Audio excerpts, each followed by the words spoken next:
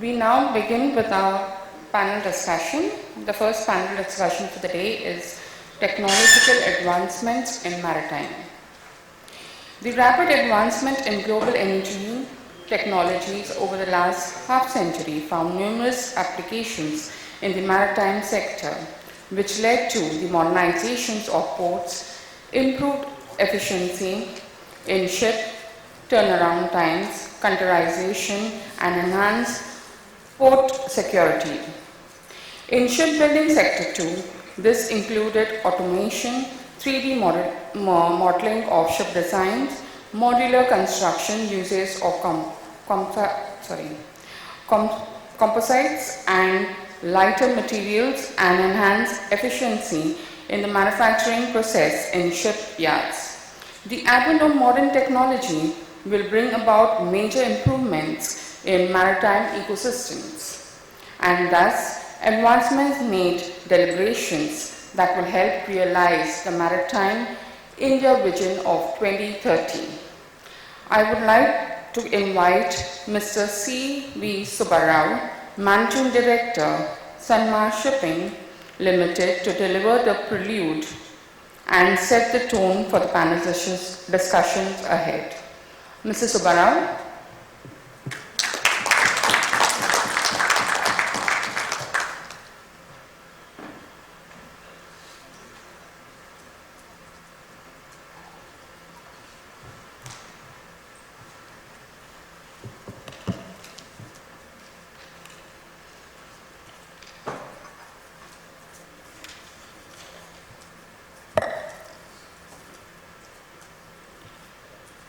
Captain Kamal Chedda and his team, very grateful for the opportunity.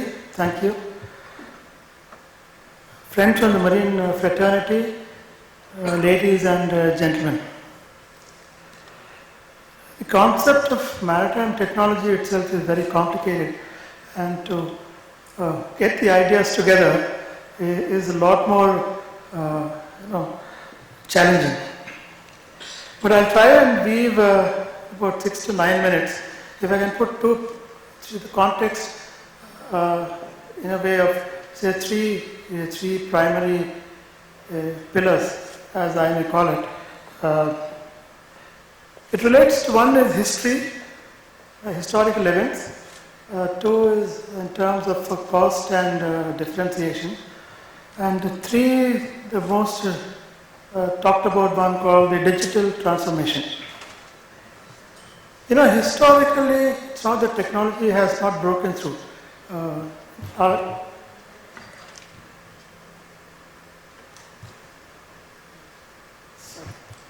the last 250 years, at intervals of 40 to 50 years, there have been breakthroughs, disruptions, as we call them today. A repetitive pattern which ended in the markets rising, financial frenzy, and the markets collapsing. Towards the end of the 18th century, it was the canal mania. In England, they said they had to transport, to produce, that was goods produced in the hinterland to move to the various parts of the land. So people started digging canals, people invested in money, markets matured, there was more supply. Eventually, the oversupply hit the markets and markets collapsed. So this was followed in the next phase of the beginning of the 19th century, what was called the rail mania, when people started building railway tracks, produce was transported in trains, and then in a similar fashion, people again invested, excitement, frenzy, markets collapsed. All of it is actually due to the overcapacity that eventually comes in the wave of optimism or romance, as Adam Smith calls it in his book. The steel mania followed the rail mania. This was towards the end of the 19th century. And as you know, in the beginning of the 20th century, Henry Ford came up with the automobile, calling the Ford T. Now, eventually what happened was, the hardware turned into software. The 1950s brought the internet. In spite of that, in 1980, people said we just need 4 computers, and we all know what's the result of it. But the sum and substance of this concept of history was people invest in a lot of hype, until overcapacity hits and markets collapse. Now, leading to this is cost. Now, where does cost come into development of technology? Obviously, it is different. So, cost and differentiation, a matrix of cost and differentiation is what is programmed into a product manufacturing stage. You know, it's any product that comes in first is like the story of the three mice. There is a trap, there is a cheese. The first mouse goes in, gets caught, gets mangled. Then the second mouse which is watching it, it enters, navigates around the mangled mess of the first mouse, picks up the cheese and comes back. Now the third one is hungry. So it is this nature of technology that people have to navigate the vicissitudes and see at what point of time one should enter, what is the product that is required at that particular point of time, whether the cost matches the benefits, whether essentially there is value for money. We call it, what we call it as a digital transformation. It's not that it did not exist for centuries. Management students and management studies have actually put a lot of jargon. In one way it is good, it brings in clarity and it brings in detention. But digital transformation did exist over years. Digital transformation in my reading is not digitization or digitalization.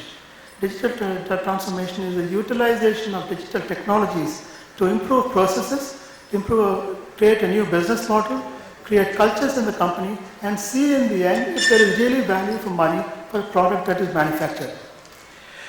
In simple terms, in shipping, you could say digital transformation is, when the ships in the first were built, when the steel ships came in, they were built with mild steel construction, and therefore eventually they felt an improvement for an order, and there was a dramatic improvement in the quality of steel itself, which is called the high tensile steel, which essentially allowed more cargo to be loaded for a similar size of a ship.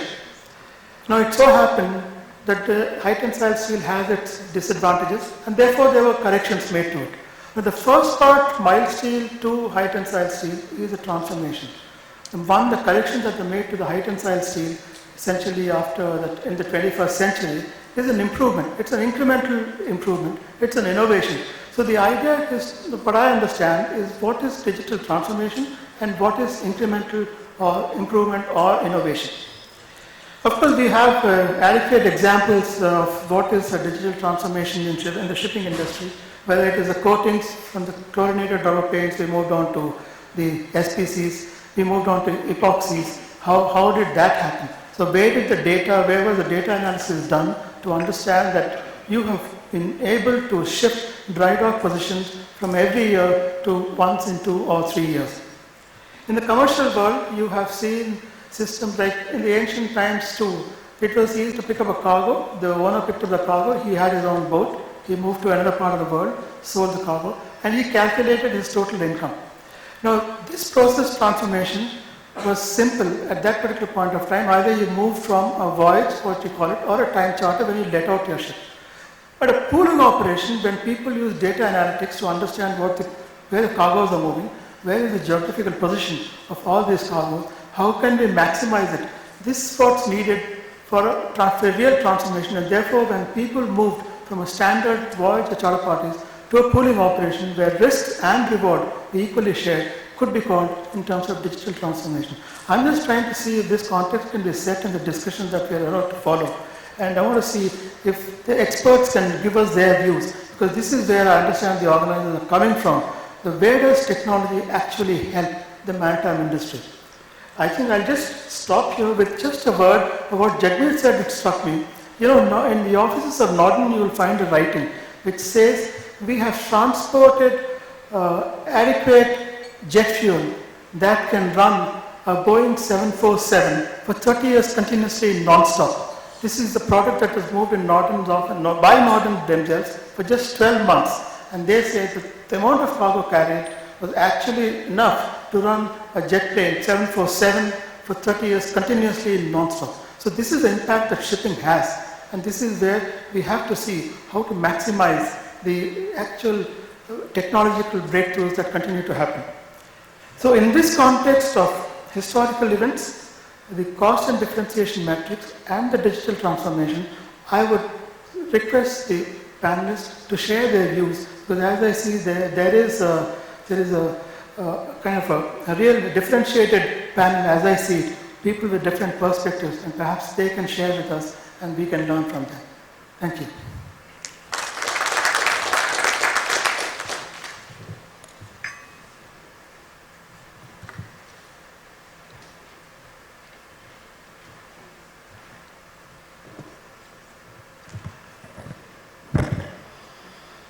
I would like to call Mr. Hemant Sondhi, COO, Fourway Eco Solutions Limited, Dr. Suhas Vanmane, Principal Surveyor and Associate Vice President, Head of Strategic Research, IRS, Mr. Mohammad Shahid Hussain, Country Manager, DNV, Bangladesh Limited,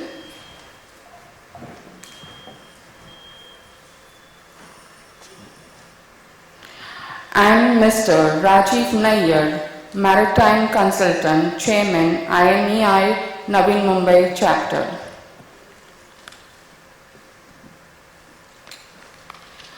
A few guidelines for panel discussion. There will be a question and answer session. On your table there are QR codes. Kindly type your question to the scan code on your tables. Thank you.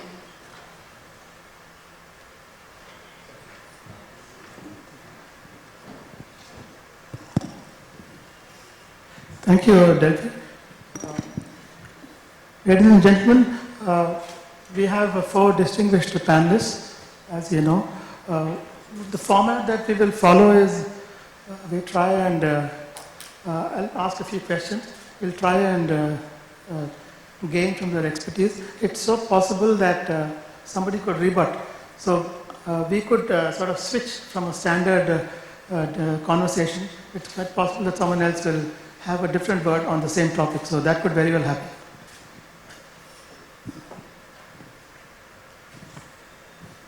So now we have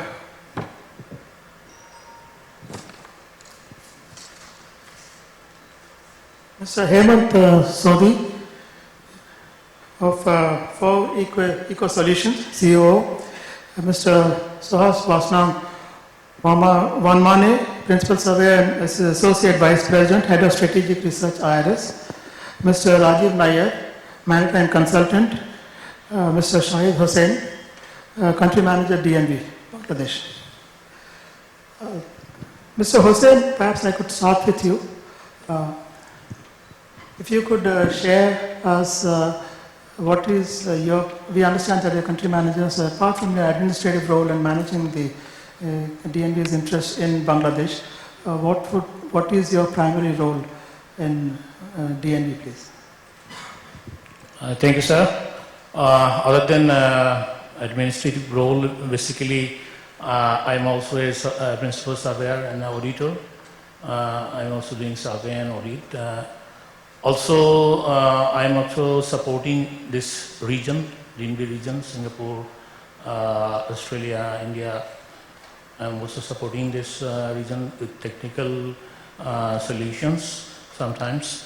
And even for India, especially in India, recently I'm also supporting Indian companies with technical solutions.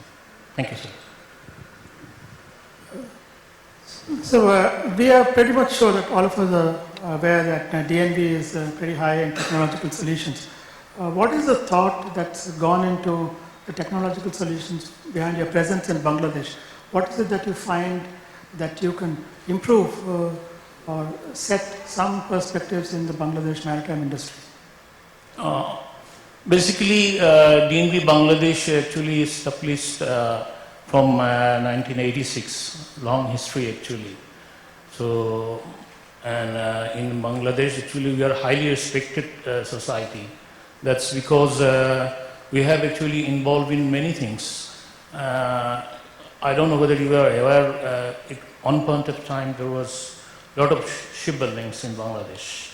Especially shipbuilding was for Europe and other countries. So there was a boom basically for shipbuilding. So at that point of time, actually, we have actually given a support for a shipbuilding industry. So basically, it was like starting from what will be the protocols for the shipbuilding, and so from the very beginning, I don't know whether you have heard about Western Marine shipyards. So we have actually under DNV there was a lot of vessels built for Europe until it was at one point of time probably 70 to 80 ships in order, but until this the economic recession comes and everything actually went back actually. I mean now the situation is back. Also when there is any difficult solution, the perception in our country when any complicated or difficult situations, they always will approach to DNP. So, like for example, for training purpose, Asian Development Bank, they involve only DNP. They didn't go for any other class because they are aware that we are technically advanced, and we spend a lot of money on innovation and research and development. That is one of the reasons. And at the same time, we also help Bangladesh with a lot of training session. You know about Maritime Academy. So we have done many of the training.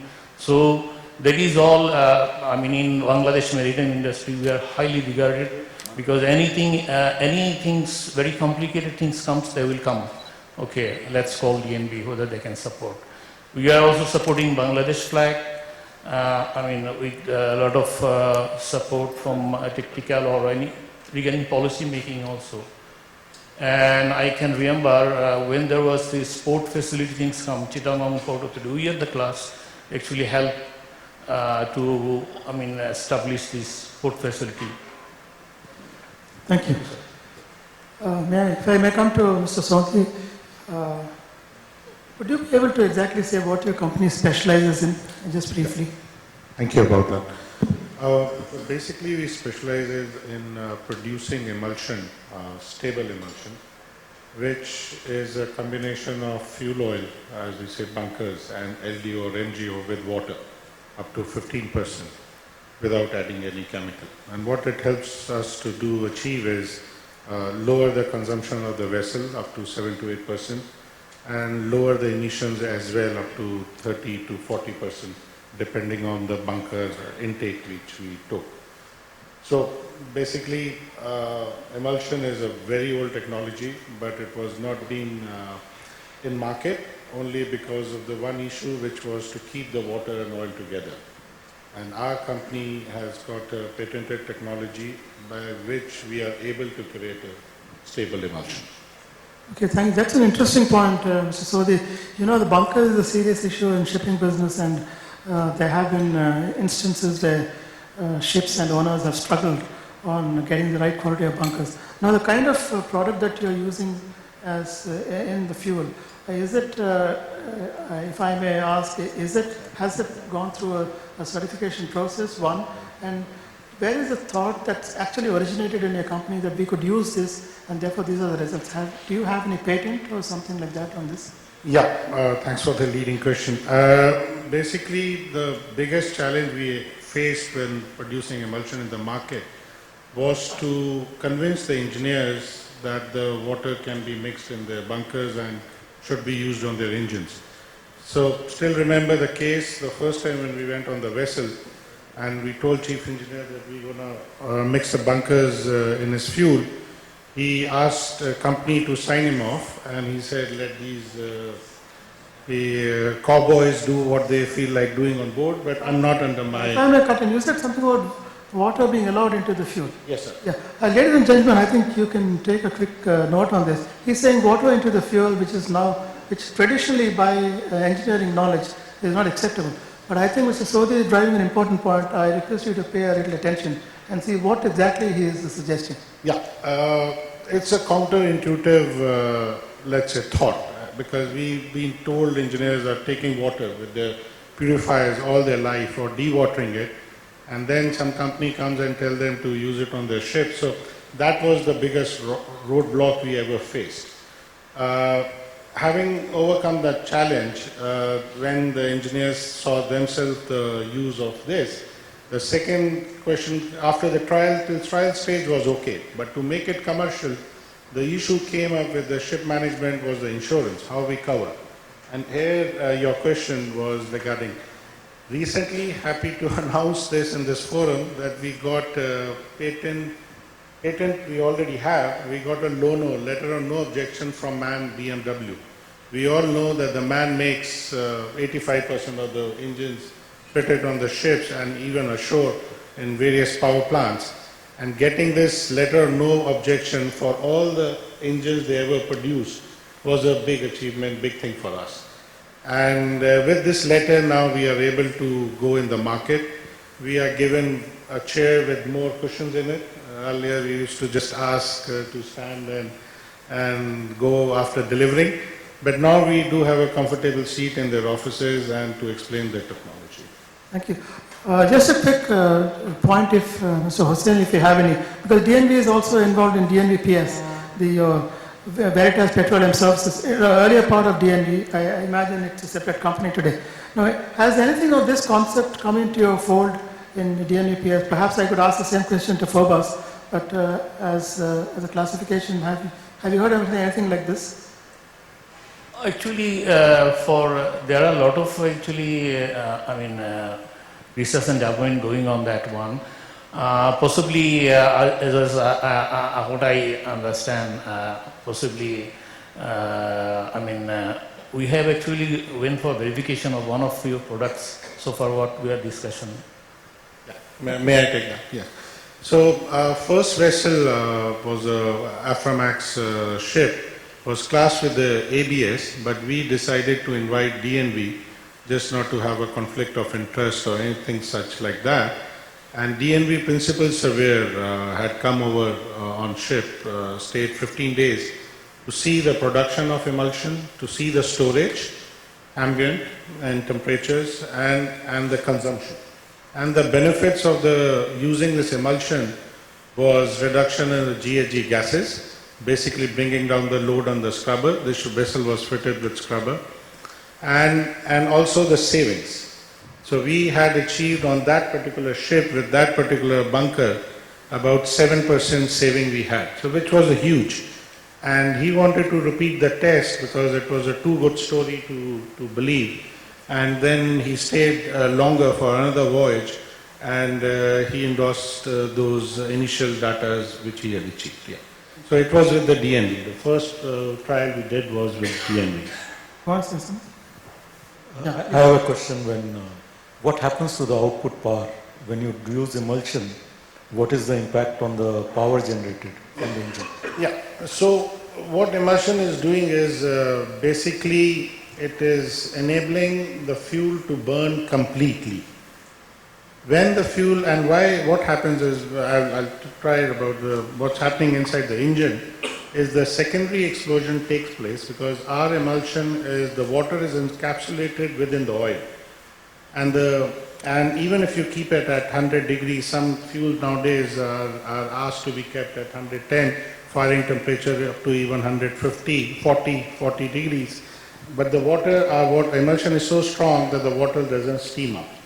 So inside the chamber, what is happening is the secondary explosion takes place, which is like automatizing the whole fuel inside, and the less energy is required because of the droplet size is much more smaller than the conventional fuel. Smaller droplet size of the fuel means less energy you require to burn it. And the complete burning of the fuel is the reason why we have savings, even after adding 15% of the water. And the temperature in the chamber is much less, so the GHG gases are less, especially NOx, SOx, and including the PM. Okay, thank you. Ladies and gentlemen, I'm just trying to get this drift across because I didn't want to stop Rajiv from asking the question. I didn't want to stop Rajiv from asking the question because he could miss the train of thought later. So we could have an odd question following up within the panel discussion, so kindly allow me that. Thank you. Mr. Vanmane, you are the head of strategic research in IRS. So may I have a brief idea of what your role is? What does strategic research do in IRS? Yes. I just want to a little bit go back actually.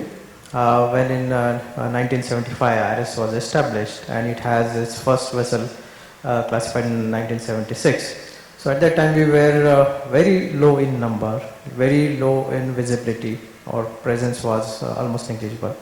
So from few tons under its classification in 1976, we are now close to 25 million GT under our class. So this journey is very phenomenal. We are still growing. We are recognized by more than 50 flag administrations, and we have presence in almost every important maritime cluster across the globe. So having said this, it's not easy. From the business sustainability, we are growing, we will grow. At the same time, we have to tackle many issues from our maritime sector. So it is envisaged that there has to be a more structured approach, a systematic approach. And we came up with this idea of strategic research, which will be responsible for identifying actions, identifying people, identifying the deadline timeline so as to achieve our business objectives. And that's actually the functions of the strategic research. As a head of the strategic research, I have to be in line with the requirements from the industry or from our stakeholders at IAX, at IMO levels or business stakeholders. So we identify those issues. Currently we are focusing more on decarbonization and digitalization. We are identifying our own internal actions which needs to be implemented within set deadlines. Thank you. I think you read my mind. I was just going into the context of maritime technology that was driving your strategic research. But can you elaborate maybe in a minute, about a minute's time, what is the kind of maritime decarbonization that you're actually driving? In the end, you have to, we all see the customer in front. So what exactly, which part of the decarbonization strategy that you're driving that you see a benefit for a customer? Yeah. As a class society, our in terms of the decarbonization. I'll clarify that. I have a view on class societies. I personally believe that a class society is very important in maintaining safety of assets and safety of people at sea. So I'm focusing only on the part of the product that you're actually marketing to the industry and not the safety of classification, which I'm very much happy with what IRS is doing on the ships. That is my insight. Thank you. Yes, sir. So as a class society, actually, our products are basically our rules and guidelines. And obviously, based on that, our surveys on field inspect the vessels for ensuring everything is all right. But particularly from the decarbonization, I will take it, the example of IMO DCS requirements, EXI requirements, EDI requirements, and now upcoming. They are already came up, but the verification will happen in next year for CII values. So here, as a class society, our responsibility is to ensure, if I take the example of IMODCS, the submitted data by the vessels is reliable, accurate or not. And the calculated values of CII, required value, CII value and attained CII, whether they are correct or not. Based on this, we provide the CII rating to them, and after that the SOC will be issued. The second example is the EXI compliance. So EXI is to be calculated by the ships, and this is to be verified by the class societies, and this is to be also ensured on board by our surveys. Sometimes for some ships EPL or Shapoli might have been used in order to comply with this EXI. So this is just at the end of this process, IEEC certificate will be issued. So in this journey, actually, from end to end, actually, we, as a class society, we have to look into whether we are actually developing our own instruments, class society instruments, which are our internal procedures, internal checklists, internal digital tools we are preparing or not, and guide the industry also through the seminars or webinars. I come to the safety point of view also. The safety aspect is actually coming into picture when we are adopting alternative fuels and the new technologies. So we have seen from the various literatures that biofuel, methanol will be the preferred choices of alternative fuels. Ammonia is coming back to back. And for the vessels which are not running on LNG, yes, LNG is going to be preferred. But when we actually, before adoption of these fuels on board, as a class society, we have to look into the various safety instruments set by IMO. That starts from the SOLAS requirements, design, construction, operation, maintenance, and fire detection, firefighting. Then MARPOL Annex 1, MARPOL Annex 2, and 6, NOx technical file, IGF code, IBC code, and IGC code. We'll speak a little more on that. So I obviously see there is a lot that you would like to share. That we'll come to the next part of that. So kindly collect your thoughts. We'll come back to that question, to the context that you're setting now. I'll just go to Mr. Rajiv Nair. Okay, Rajiv, now you have been in the industry for a lifetime now, as we all know. And what is the historical context, or what is the kind of maritime consultancy that you're actually focusing on? And what is your line of thought that you would like to do in this particular segment? Today what actually I am doing is more of a techno-commercial evaluation, where primarily where people want to see viability of a project, both in terms of especially in the changing scenario today, in terms of the technical as well as the commercial implication, the sustainability aspect of that project. So today I am more focused on that, and that is primarily because of how my experience has happened, covering including new buildings as well as operational types of vessels, etc. So I feel I am in a space where I can do justice to such a requirement. That's what I do presently.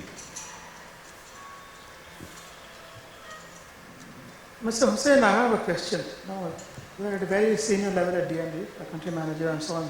I'm sure you are dealing with governments and international bodies.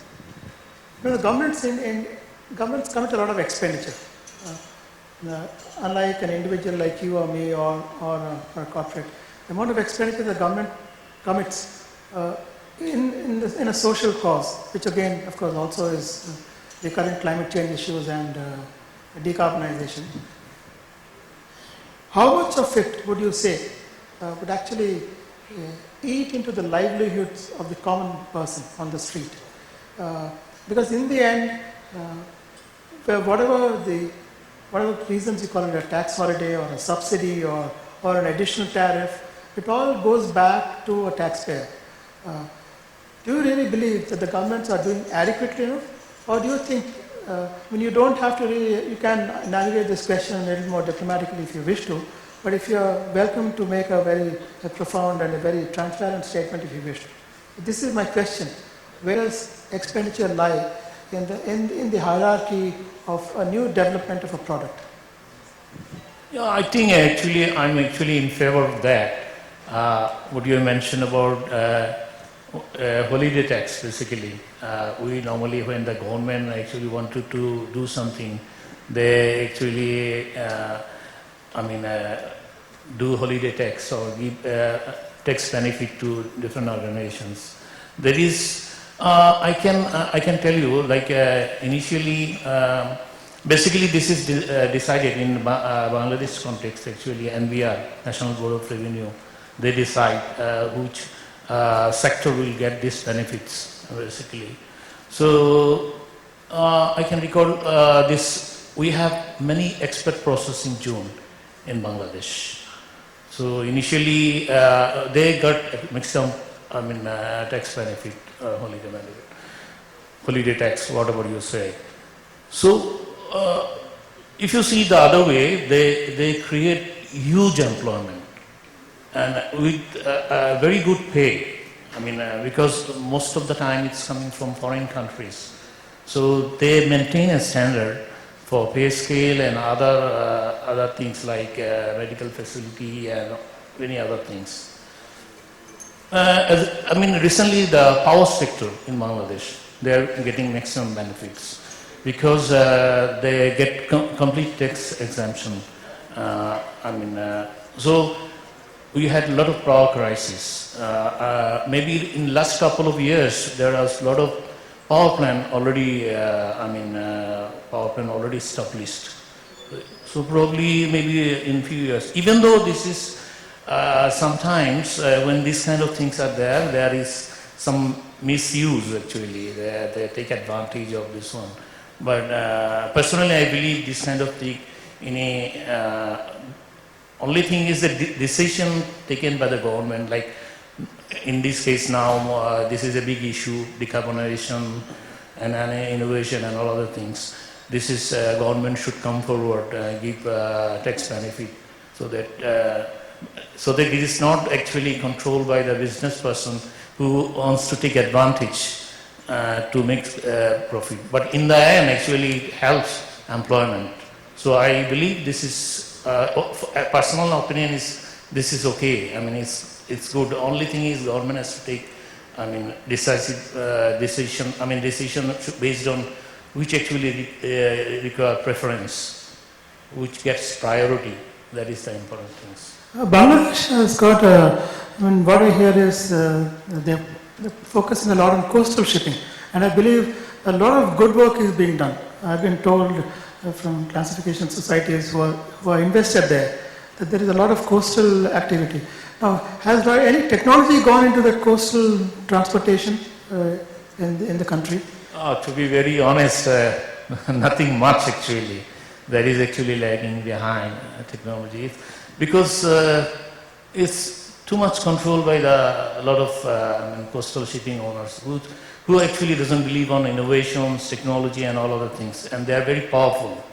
I mean, if you want to implement something, it's not easy. We actually after the flag authority or the administration, there are a lot of compliance issues still there in Bangladesh. So it's not easy. Yeah, but is there any intent on technology? And if so, what kind of technology, even minimal improvements, is there anything in the pipeline or on the agenda? See, for a country like ours... I'm completely asking from a question of learning.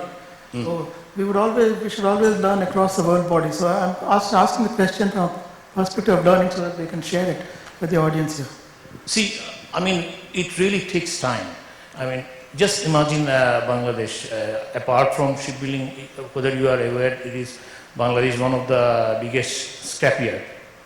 See, so initially, if you remember, there were a lot of incident, a lot of death during shipbreaking. So Bangladesh, if you are aware, recently actually ratified this Hong Kong Convention. So this is, a country like ours, it's not easy. And actually DNB or Norway was also very instrumental to make it happen. Because if it doesn't do now, ratify, then it's gonna take more time. So you'll be surprised now there are at least 3 green ship recycling here. So already Hong Kong Convention certified year in Bangladesh, and probably it will go. But DNB actually initially involved, but now actually DNB, since DNB is European Union body to this one, so this is a conflict of interest. Initially we are into this one, actually helping the recycling chip recycle yard, but later on we have withdrawn because we are European Union's nominated class to verify all those things. So it takes time. There are a lot of investment required, lot of it has to come from actually not, we don't have so much money in Bangladesh that we can invest on the technology. It has to be somebody from outside. Probably India can take a lead because especially in Sri Lanka, Bangladesh, this area, India is technology, they have invested a lot of things for technology. I think DNB also part of some of the innovation in India. So probably India can take lead and pull Bangladesh for this. Okay, thank you. Okay, Mr. Sothi, if you can, this is again a cost question. Suppose you push this product into the customer, to the market. How much of it, how much of cost do you actually vet? Is there a real, if I may put it as a cost and differentiation exercise, is it really done before it goes into the market? Or is it that, like Steve Jobs said, sometimes the customer doesn't know what he wants, so we have to go show it to him, and that's how the iPhones came into form. But iPhones are fine because it's a high level of obsolescence, and therefore every year the iPhone's prices keep rising. Unfortunately, shipping being volume transport, I think prices have to, at some time, on a unit cost basis, have to come down. Do you think your technology, focusing on the technology that you're driving, will actually drive down cost in shipping? Yeah, I'd like to build a little bit foundation before I answer your question directly. The cost will always be an important factor, whether it's a capex or opex, for the ship owner's point of view or any industry point of view. And everybody is sitting on the fence to see that who takes the first step. The technologies, what was spoken here, and normally you go to any halls like this, the need for the cleaner fuels echoes in your ear all the time. Methanol, ethanol, biofuels, gas, now even plasma, LNG is all there. Some of the ship owners, as we know, have made ships with the methanol as well, or dual fuel as well. The biggest challenge we feel is the infrastructure is not there. I have seen some of the shipping companies, including Indian, where they made a headline that they used biofuel, but I never had a chance or opportunity to speak to somebody who used it for the second or third time. So basically, it remained only for the headline purposes. Now, we have this fuel where we don't need to change the infrastructure, and that's why I'm pleading here in front of all the stalwarts, business leaders, industry leaders, to make it forward, as you said, Steve Jobs said, that it need to be driven to the customer's doorsteps. So this technology does not need an infrastructure to be created. Same existing channels will be used. That means you bunker the ship accordingly. No equipment on the vessel needs to be changed. No nozzles, no pump, no pressures. Everything remains same as it is. Regarding the cost now, what I can say is that we are not taking any money upfront from anybody. So business model basically is quite easy. Not giving ship owners any reason not to take us. Is if they save, they share the cost with us. So it will be a saving cost share model, where only when he determines that he has saved the fuel enough, we are not talking about the gas, we are not yet talking about the maintenance which will go down. So this, the man report, and they did this 1 year test 1 year before we started using emulsion, and then they came again. In between they kept on coming as well. And after 1 year, they gave that the carbon deposits on the liner pistons, on the nozzles were lesser than even before when they inspected, when we flew. And that's obvious because the temperature in the chamber is less, so the carbon deposits are lesser. So it's just a profit sharing model we have. Mr. Manmani, if you could say something on there's a lot of euphoria on the green energy. And are people today, like that story about the 3 mice, are people the first mouse that they could just go and get caught? I know that major players like MOL and Maersk are investing a lot of money. They're probably using their watches money to sort of test on methanol, ammonia, LNG. Does this euphoria, does it need to be tempered a bit? Does it need any vetting a little more? A little later may not be bad, like you said, late than never. So is that a possibility that classification looks at it? I'm not talking just IRS, because I'm sure you're in touch with IAX in general. Is there a view that, okay guys, we understand that there is a lot of need to for the future generations. But do you think there is adequate vetting in the regulatory framework you put in ammonia, there are discussions where people say that it could be serious, because once upon a time we had ammonia compressors for refrigeration, and that was banned. You have to go into with a gas mask. So do you think there is adequate preparation at the regulatory framework that's being done to ensure that no single accident happens, even at the first site? Yes. As we know that to meet the IMO's revised GHG strategy, either we have to use alternative fuels or supporting new technologies. So it is inevitable to adopt these things, and this is also in line with the IMO's another strategy to encourage the uptake, promote the uptake of alternative fuels and new technologies from 5 to 10% by 2030.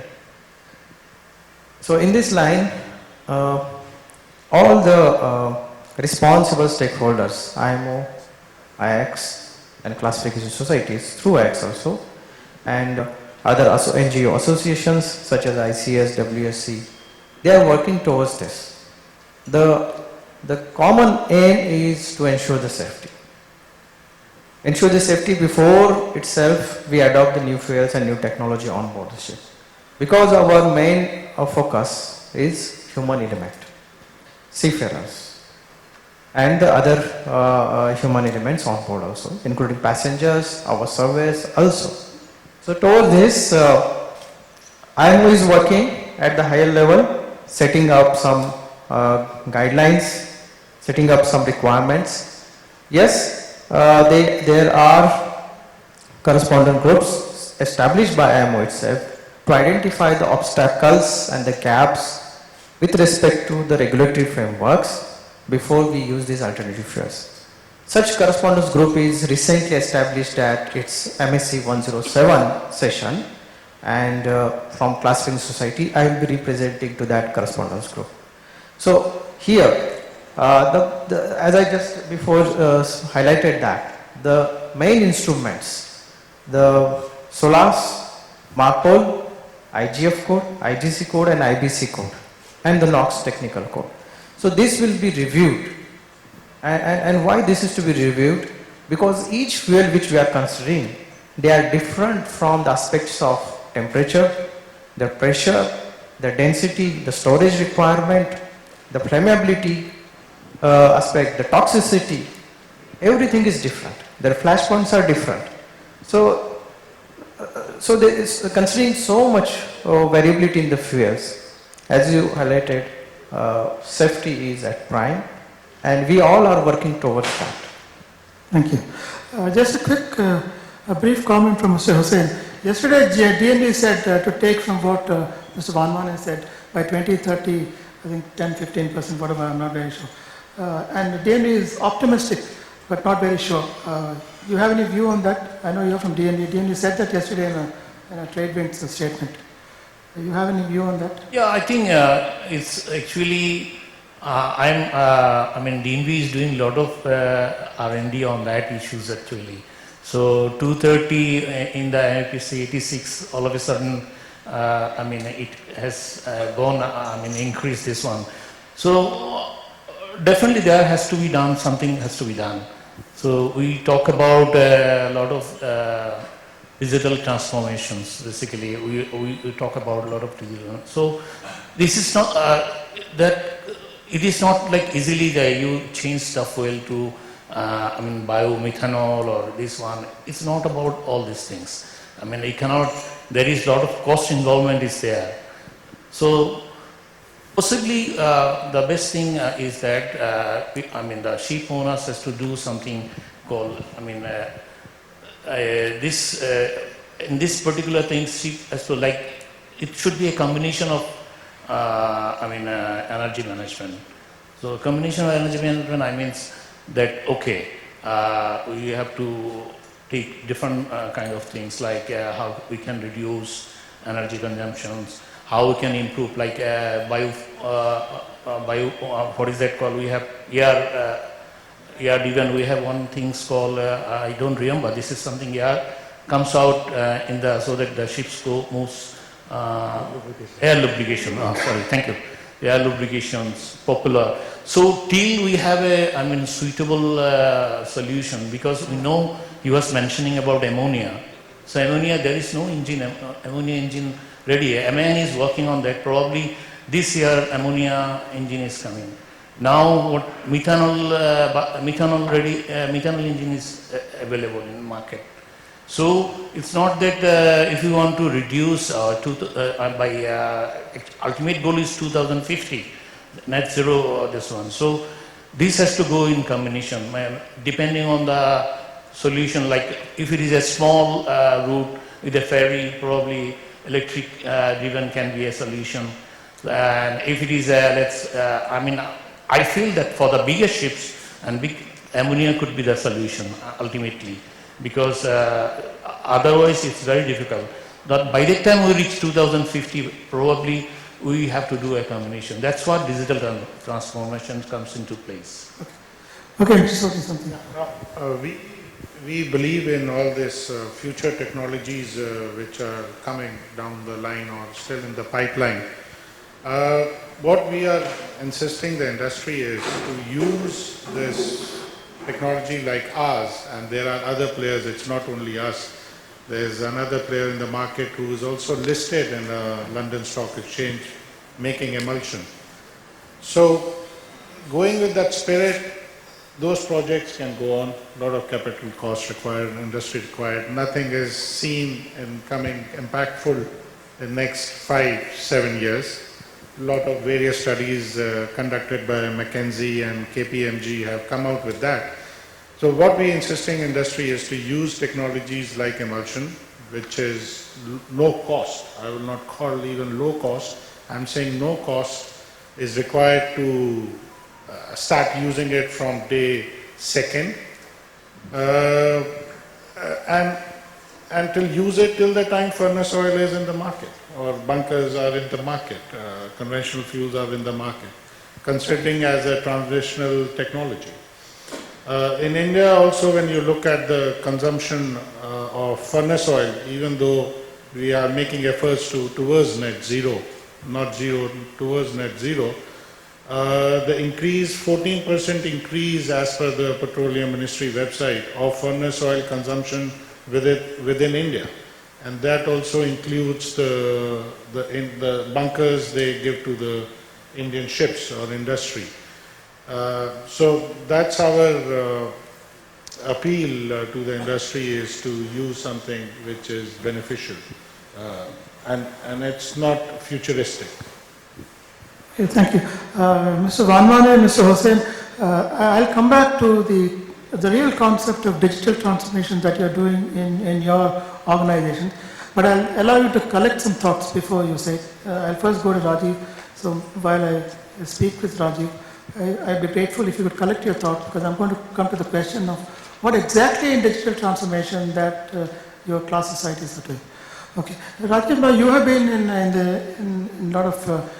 plenty of shipping. You have been in commercial shipping, technical shipping. You have been in new buildings. What is the significant difference between what you have today in Korea or China or Japan and compared to India? Because I'm just wondering, is time that we call time on Indian shipbuilding in a commercial shipbuilding world? I know there's a lot of defense production that's going on, but are we there in building a commercial ship, a large ocean-going ship, not some small ships, ferries or 8,000 tonners for the northwest European coast? So if you can spread the message a bit, you can take your time and perhaps you can use 5 or 6 minutes to tell the audience where you think we stand in this respect. In technology, if you can briefly give a touch on technology also, please. Sure. Okay, let me try to present it in a way. Start from the basic. Shipbuilding, as a person who's going to use the asset, what do I look for? Quality, price, delivery. To me, these are 3 fundamental things which one would look at. Quality, let's leave aside. I assume when we say that I am a shipbuilder in India, quality I'll assure, because finally technologies are available. Today you are not really onto the handcrafting. You have got automation, you have got painting techniques. So quality will be, and there are certain levels of standards, so quality will never be a concern. Now let's look at what happens difference between Navy and commercial shipbuilding. If I try to break it into two parts and keep these two aspects in mind, price and delivery. I don't think delivery is something which, whether it is commercial or Navy, anybody will compromise on. Navy also would like, when they enter into a contract, to get their vessel delivered on time. A commercial ship will also like that to happen.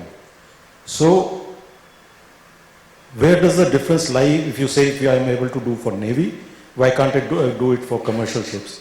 The difference lies in one aspect, is the price factor. When you order a commercial ship, obviously you look for the yard with the best price, considering quality, or which gives you a suitable delivery period. That price in a commercial ship can vary depending on the market.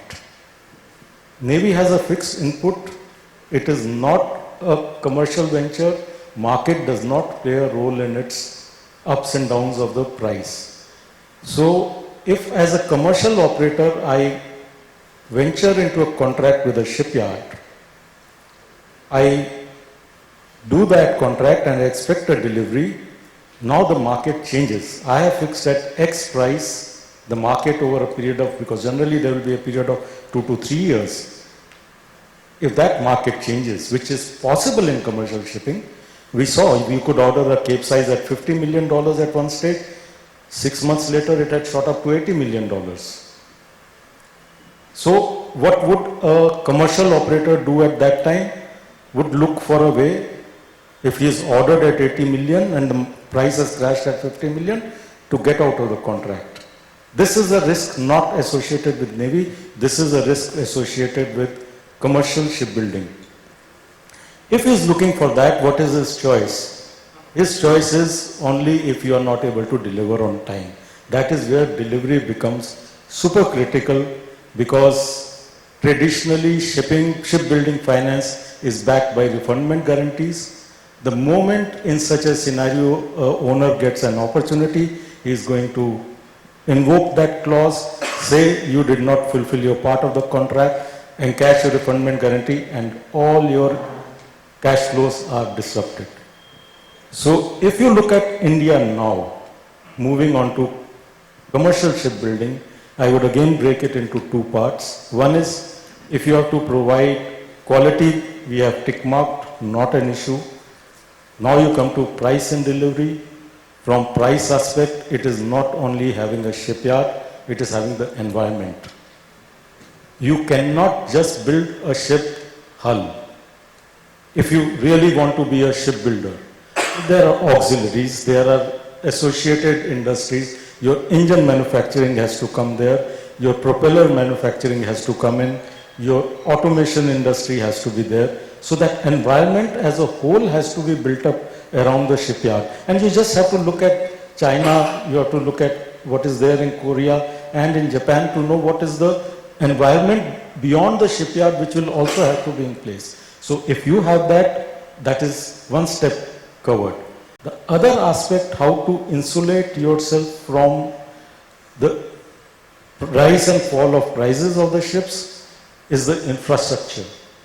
The shipbuilding infrastructure should be dealt separately, in my view, and this is what is the learning experience I have of the earlier time when suddenly a lot of shipyards came up in India and then collapsed, is that keep the infrastructure and the shipbuilding as two different financing structures. Do not mix up, because that money of shipbuilding can fly away if you are not delivering in time. The biggest difference in the successful yards of China, which also grew at the same time when India was growing up, is that a huge amount was spent on infrastructure by the two umbrellas which were there, the southern and the northern umbrella of the government, to ensure that the yard facilities were fully built up, whether it was dredging, whether it was making the shops, whether it was having the full infrastructure available for huge, look at some of the yards which they built up at that time on that Shanghai River. The infrastructure is unbelievable. Whereas if you mix that up, that the money will come from the ships orders, that is where the risk starts coming in.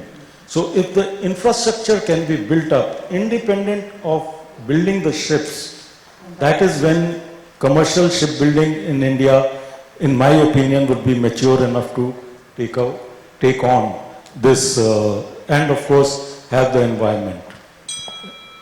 That's my view. Okay, thank you, Raj. Okay, we are running a little short of time, so we will try and complete the session in the next 10 to 12 minutes. But I'll just give a minute each to Mr. Vanmani and Mr. Hussain. Just very, very briefly, if you can explain to the audience, what is the digital transformation focus that's happening in DNV today? It doesn't have to be in Bangladesh alone, but in DNV today. Actually, I mean, in the beginning of your speech, you are telling digital transformation is not about digitalization. So it involves a lot of things. I mean, it's not about only we go digital. So basically, we have a dedicated service for digital transformation. As you know, we are pioneer in like electronic certificates and all other things. Basically, what we have done, I can mention one of the things we have done in the Norwegian authority, Big Star Shipping. They have 30 bulkers. So this is basically a collaboration project with DNV. So the aim is to make it smart ship, considering the 2050 innovation. We have to use digital data so that we understand how we can save energy, involve automations, and the target is actually to reduce the energy. The target is decarbonization, and for the commercial point of view is that the reduced cost. I mean, when you go for automation or any other things, or when you use data, basically you are optimizing the operations. Your main target is reducing the cost. So that is the ultimate goal. At the same time, also to comply the IMO, decarbonization things. So that is the idea. So the Grey Star is the one example that I want to mention. Thank you. Mr. Vanmani, if you could be brief, please. Yes. For IRS, actually, when we started the plan approval services long back, all the plans were used to be submitted in hard copies. Those were very big plans, like 2-meter plans. And after that, actually, we come up with our own in-house developed software or tool, e-plan portal. So since then, we are not actually having any hard copies of the plan. Everything has been submitted to our e-plan portal in soft formats, and the certificates are also issued in the soft formats. We also developed the capability for digital e-certificates also. So having this journey, you might have recently heard about our collaboration with Dassault System, which is a French giant, and we are actually having collaboration with them for some of our digital projects. So this digital transformation is a journey actually. It's not one-time task, and our focus currently will be extending our plan approval process, utilizing the virtual twin technology, which is basically the 3D modeling based plan approval process. Thank you.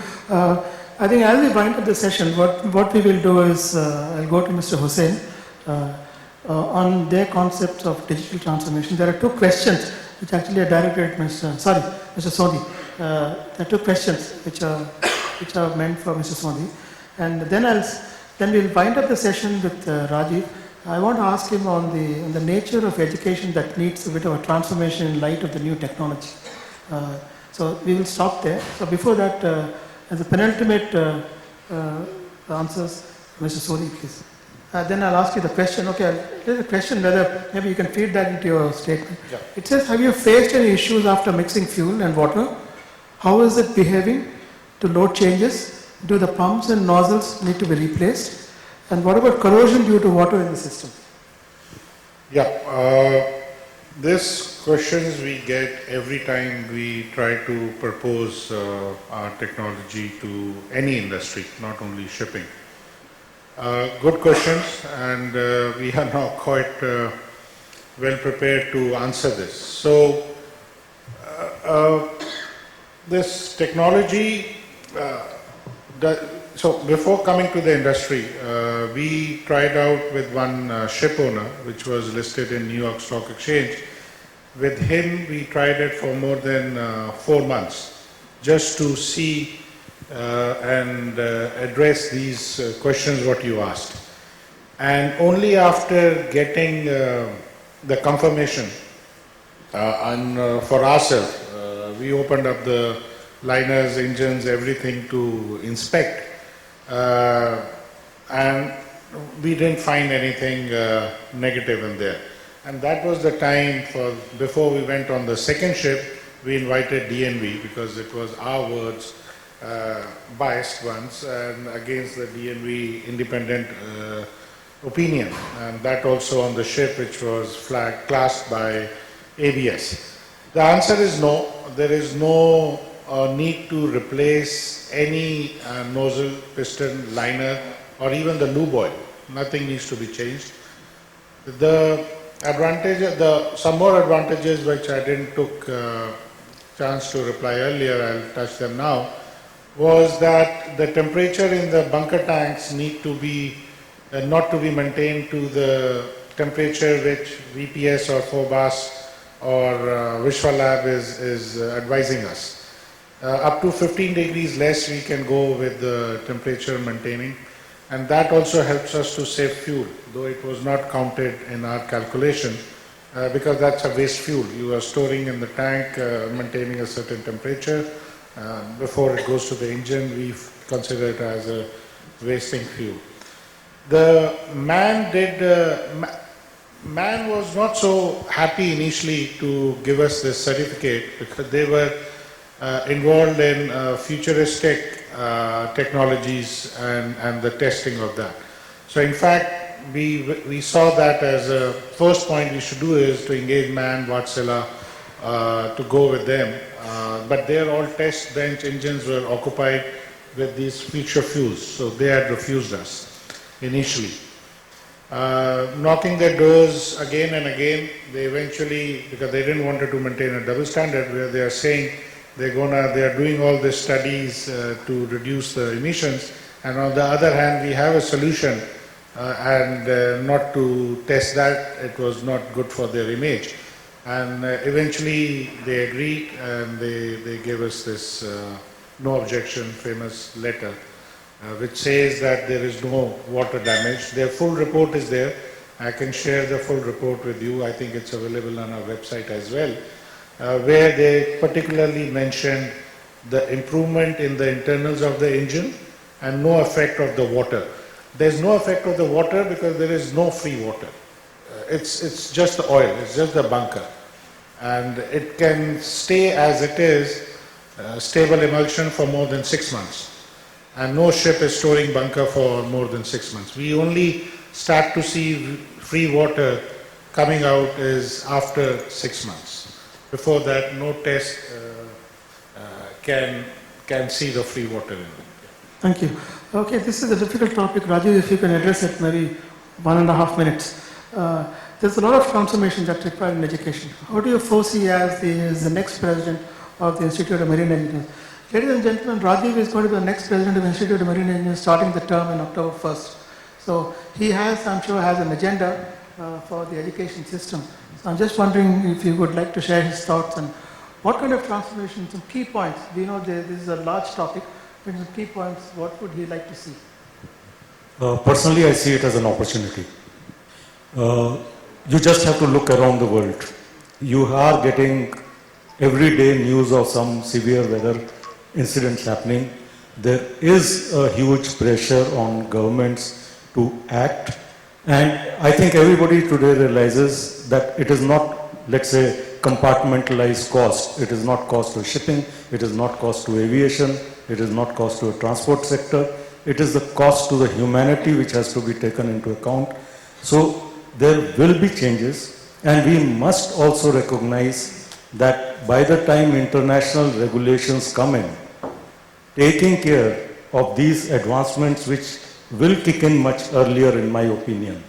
Because advancements will happen, they will be forced upon us. You will have ships operating on alternate fuels, new technologies, and you will have to have seafarers trained to do that.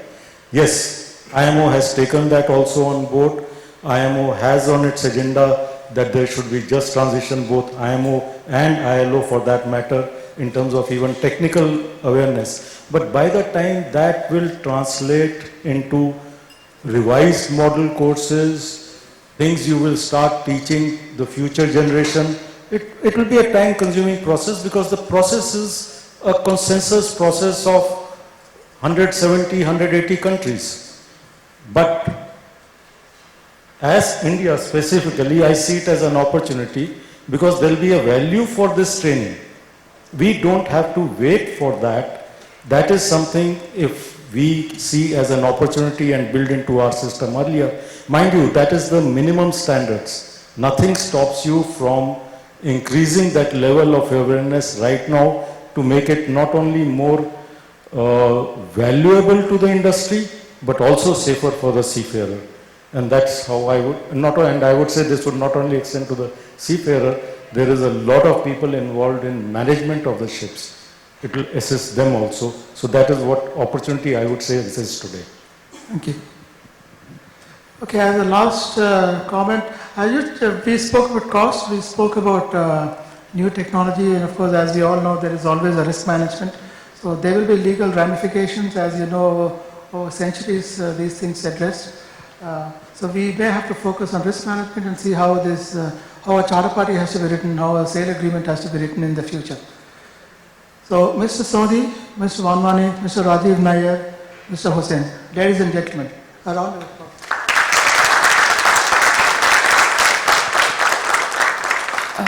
Thank you for a very enlightening panel discussion. I would like to call upon Captain Shiv Harbe to please felicitate them.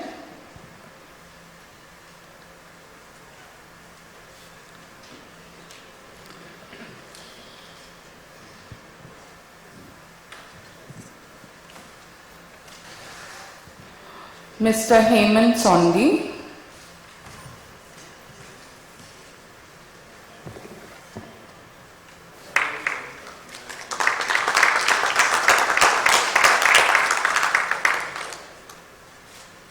Dr. Suhas Vanmani.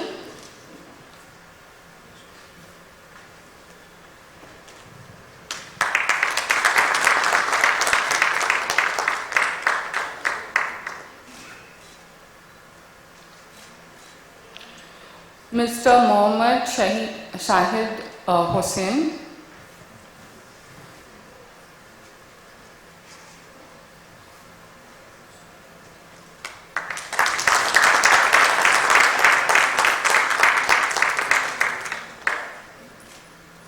Mr. Rajiv Nair.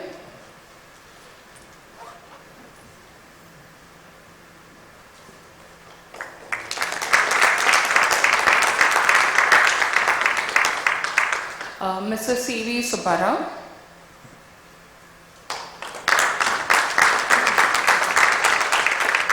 I request you all to please come forward for a group photograph.